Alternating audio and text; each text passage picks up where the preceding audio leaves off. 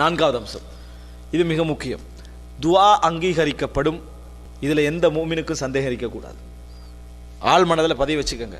ஆனால் பிரச்சனை என்ன தெரியுமா? இப்படித்தான் அங்கீகரிக்கப்பட வேண்டும் என்ற ரூட் வச்சுக்கிறோம் நாங்கள்.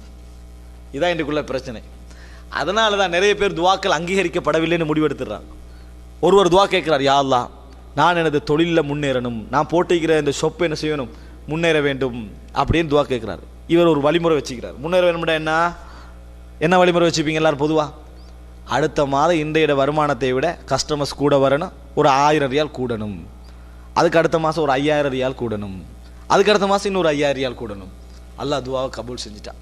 அல்லாஹ் தாலா துவா கபூல் செஞ்சுட்டான். ஒரு துவா கேட்குறீங்க, யாரெல்லாம் எனக்கு பிஸ்னஸ் முன்னேறணும், 5000 வருமானம் வந்திருந்தது 3000 ஆயிடுச்சு.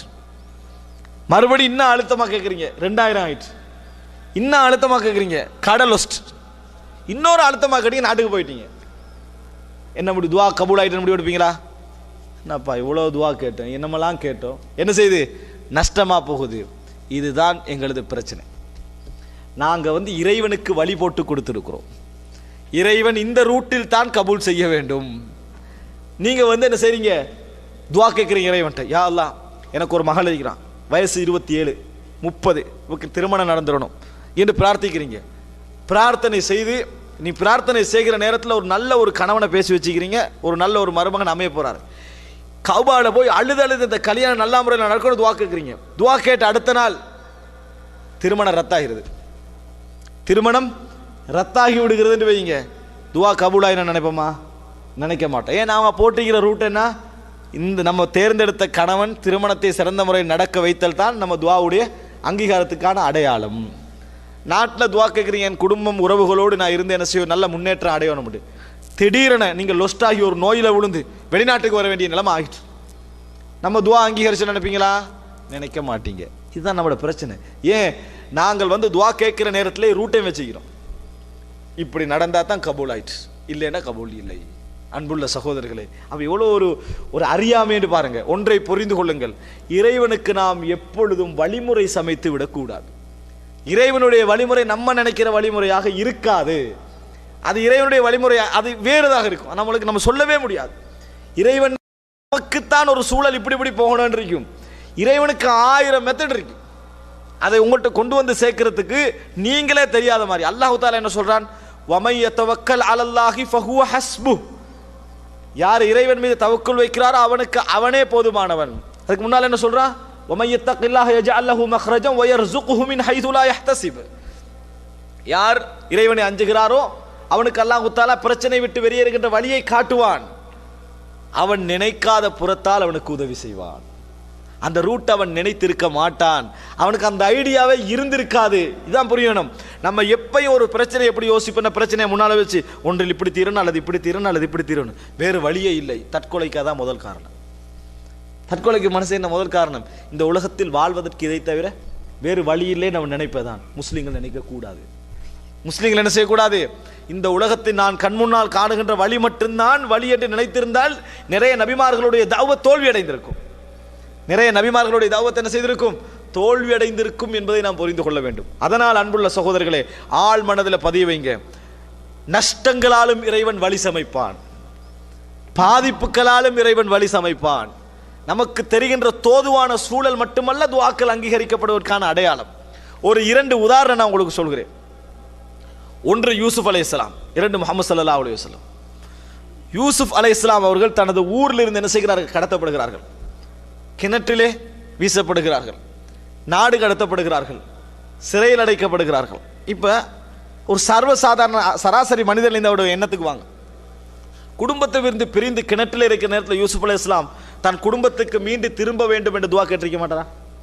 துவா கேட்டிருக்க. அவருடைய தந்தை யாக்கூப் அலைஹிஸ்ஸலாம், எனது புள்ள என்னிடத்தில் சேரணும் துவா கேட்டிருப்பாரா இல்லையா?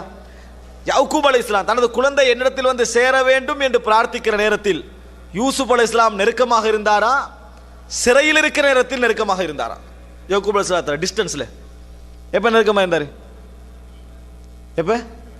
கிணற்றில் இருக்கும் பொழுது. ஏன் ஊரு கிணத்துல அவர் என்ன செஞ்சார்? இருந்தார். துவா கேட்டு எங்க போயிட்டாரு? எகிப்துக்கு போயிட்டாரு. நினைச்சு பாருங்க சகோதரர்களே, நினைத்து பாருங்கள். துவா கேட்ட பின்னால் அவர் எகிப்தில், துவா கேட்பதற்கு முன்னால் சொந்த சிரியாவில் இருக்கிறார். அவர் துவா விட்ட பின்னால் எகிப்து, எகிப்தில் மட்டுமல்ல, சிறையில், ஜெயிலில். அப்போ எப்படி நம்ம விளங்குறது? யாக்கூப் அலைஹிஸ்ஸலாம் கேட்கிறாரு, இறைவன் எனக்கு திருப்பி கொண்டு வந்து தருவான் என்றாரு.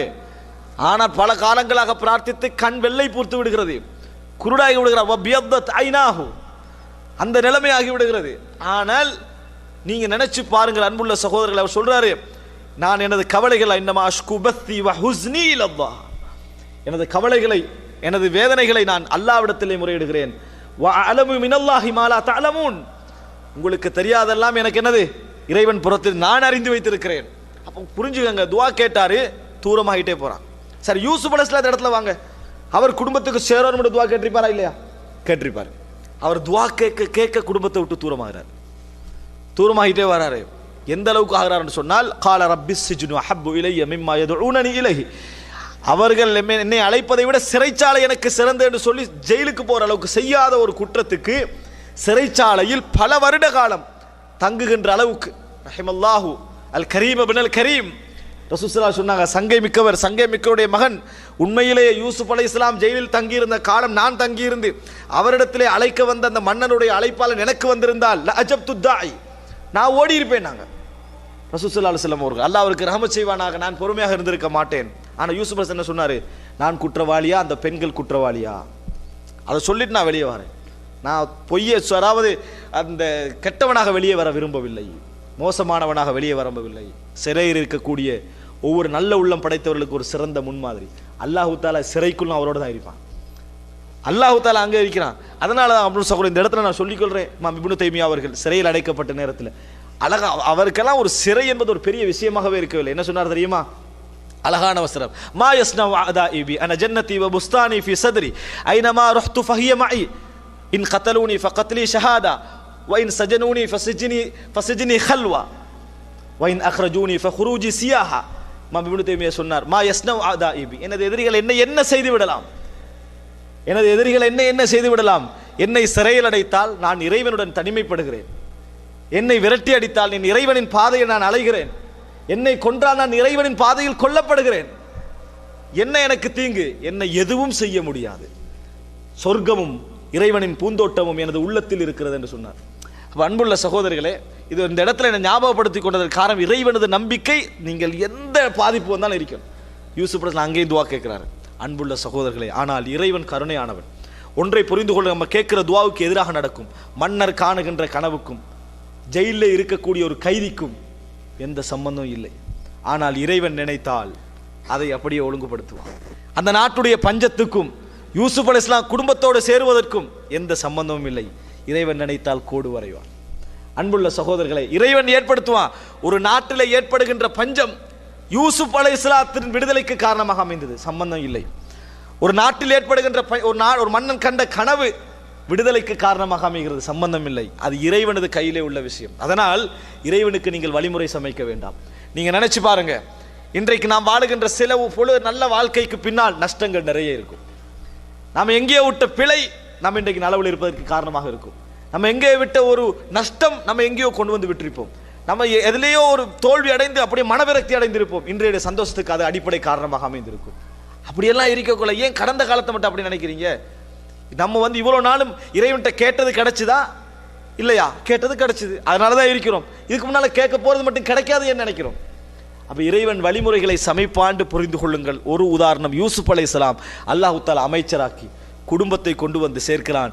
யூசுப் அலைஹிஸ்ஸலாம் கேட்டது குடும்பத்தோடு சேர்வதைத்தான் அல்லாஹ் தஆலா நிறைவேற்றி வைத்தது. அவர் வாழ்க்கையோட அந்தஸ்தையும் கொடுத்து குடும்பத்தை கௌரவமான நிலையிலும் பார்க்க வைத்து உறவினர் யாரெல்லாம் ஜெயிலுக்கு காரணமாக இருந்தார்களோ அவர்களை பணிய வைத்தான் அல்லாஹ் தஆலா.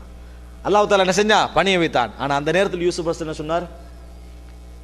உங்கள் மீது எந்த குற்றமும் கிடையாது, உங்கள் மீது எந்த, அவர் அவங்கள பற்றி ஒன்றும் நினைக்கவே இல்லை, நீ எல்லாம் ஒரு பொருட்டே இல்லை, உங்களுக்காக நான் சௌஃப அஸ்தக்ஃபிரு லக்கும் ரப்பி, எனது இறைவனிடத்தில் நான் உங்களுக்காக பாவ மன்னிப்பு தேடுகிறேன்.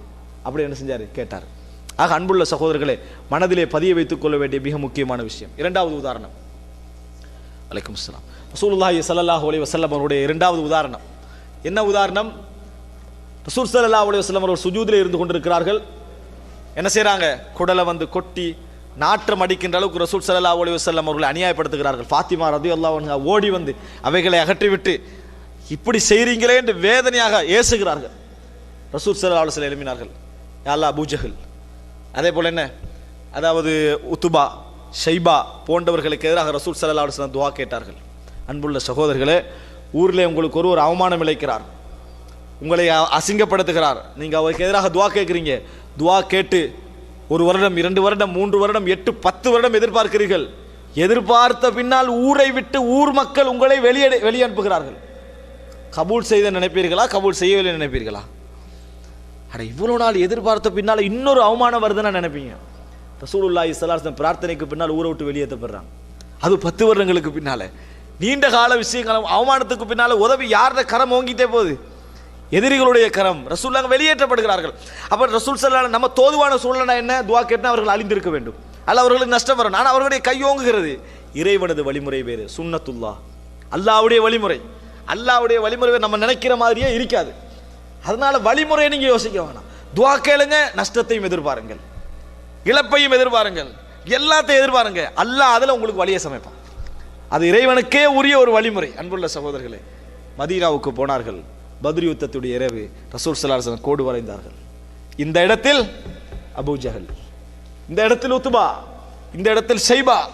ரசூல் ஸல்லல்லாஹு அலைஹி வஸல்லம் அவர்களுக்கு இறைவன் உதவி செய்கிற நேரத்தில் அவர் அவமானப்பட்ட நிலையில் உதவி செய்ய விரும்பவில்லை. அவரை கௌரவப்படுத்தினான், அவரை வைக்க வேண்டிய இடத்தில் வைத்தான், வைத்து உதவியை செய்தான். அல்லாஹ் தஆலா எதற்காக நம்முடைய கஷ்டங்களை பிற்படுத்துகிறானோ அதில் பெரிய நன்மை இருக்கும், பெரிய எதிர்பார்ப்புகள் இருக்கும், அதில் தான் ஆறுதல் இருக்கும். உலகத்தில் எவரும் அதை வழங்க முடியாத நம்பிக்கை நம்மளுக்கு வர வேண்டும் சகோதரர்களே. அன்புள்ள சகோதரர்களே, அதே இடத்திலே அத்தனை பேரும் மரணித்திருந்தார்கள் என்ற செய்தியை நம்ம என்ன செய்கிறோம், பார்க்கிறோம். இந்த நம்பிக்கை மட்டும் இருந்தோம்டா சகோதரர்களே, நம்ம ஆறுதல் உள்ள அழகான வாழ்க்கை வாழுவோம், விரக்தி அடைய மாட்டோம். இறைவனுடைய எல்லா நஷ்டங்களையும் நம்ம ஒரு நலவை என்ன செய்ய எதிர்பார்ப்போம். அல்லாஹ் தஆலா சொல்றான், நீங்கள் ஒரு விஷயத்தை வெறுக்கலாம், அதில் அல்லாஹ் உங்களுக்கு கைரை ஏற்படுத்தி இருப்பான். ஒரு விஷயத்தை நீங்கள் விரும்பலாம், அதில் உங்களுக்கு நஷ்டத்தை அல்லாஹ் தஆலா என்ன செய்திருப்பான், ஏற்படுத்தி இருப்பான். அல்லாஹ் தஆலா தான் மிகவும் அறிந்தவன் என்று சொல்கிறான். ஆக அன்புள்ள சகோதரர்களே, இந்த விஷயத்தை மனதிலே பதிய வைத்து நாம் இயன்ற அளவுக்கு அல்லாஹ் ரப்புல் ஆலமீன் இடத்திலே பிரார்த்திக்கக்கூடியவர்களாக மாற வேண்டும். நல்ல அடையாளங்கள் மட்டுமல்ல எமது துஆக்கள் கபூலாகி விட்டது என்றதுக்கு அர்த்தம், நஷ்டங்களும் நமது துஆக்கள் கபூலாகி விட்டதுக்கு அர்த்தம் தான். பிரார்த்தித்தவுடன் மணமகன் அகற்றப்படுகிறாரா, சிறந்த ஒரு வாழ்க்கையை ஏற்படுத்த போகிறான் அர்த்தம், அல்லது உங்களுக்கு ஒரு தீமை அகற்றுகிறான் அர்த்தம். நீங்கள் பிரார்த்தித்தவுடன் நஷ்டங்கள் வருகிறதா, உங்களது எண்ணங்களை இறைவன் மாற்றி வேறொரு துறைக்கு உங்களை மாற்றப் போகிறான் அர்த்தம். எந்த விஷயத்தை நீங்கள் என்ன செய்ய வேண்டாம், கற்பனையில் வைத்துக் கொள்ள வேண்டாம். இறைவன் அமைப்பாண்டு நினையுங்கள், நம்பிக்கையோடு பிரார்த்தனை செய்யுங்கள். நிச்சயமாக துஆ இந்த உலகத்தில் ஏற்படுத்துகின்ற மாற்றங்களை விட வேற எந்த ஒன்றும் ஏற்படுத்தி விடாது என்பது நமது உள் நம்பிக்கையில் இருக்க வேண்டும். அதெல்லாம் நம்ம வாழ்க்கையில் சொல்லிவிட்டு தெரிய வேண்டும் என்ற அவசியம் இல்லை. ஆள் மனது உங்களை என்ன செய்யணும், அதில் உறுதிப்படுத்தி வைக்க வேண்டும். அல்லாஹ் ரப்புல் ஆலமீன் சொல்வது போன்று உதுஊனி அஸ்தஜிபு லக்கும். இதா சஅல, முக்கியமான ஒரு வசனம், வ இதா சஅலக இபாதி அன்னி ஃபஇன்னி கரீபுன் உஜீபு தஅவத தாஇ இதா தஆன். எனது அடியான் என்னை பற்றி கேட்டால் சொல்லுங்கள், நான் நெருக்கமாக இருக்கிறேன், கேட்டால் பதிலளிக்க காத்து கொண்டிருக்கிறேன் என்று சொல்றான். இறைவனை விட வாக்குல யாராவது சரியா இருப்பாங்களா? அப்ப நீங்க அழுது துஆ கேட்டது உண்மையாக இருந்தால், நீங்க கேட்ட துஆல இஹ்லாஸோடு இருந்தால் கபூலாகிவிட்ட நம்பணுமா இல்லையா? இறைவன் வாக்க மீற மாட்டான், அதை புரிஞ்சுக்கங்க. அன்புள்ள சகோதரர்களை, ஒரு நண்பர் சொல்றாரு, நீங்க கேளுங்க, எனி டைம் கேளுங்க, நான் உங்களுக்கு கிட்ட இருக்கிறேனே நினைச்சுக்கங்கடா, ஒரு நம்பிக்கை அப்பமா இல்லையா? அதை விட வமன் அஸ்தகு மின் அல்லாஹி கீலா, அல்லாஹ்வை விட உண்மை சொல்றவன் யாரு? அதனால துஆ நீங்க கேட்ட உடனே கபூல் நினைச்சிருங்க. இஹ்லாஸோட கேட்டீங்களா, கபூலாகி விட்டது, எந்த மாற்றமும் இல்லை. ஆனால் இறைவன் அதை நிறைவேற்றி வைக்க உங்களுக்கு காலம் எடுப்பான். அதற்கு காரணம் இருக்கிறது, இறைவனுடைய வழிமுறை அது. அதுக்குரிய சூழலை அழகான முறை இறைவன் செய்வான், மாற்றுவான்.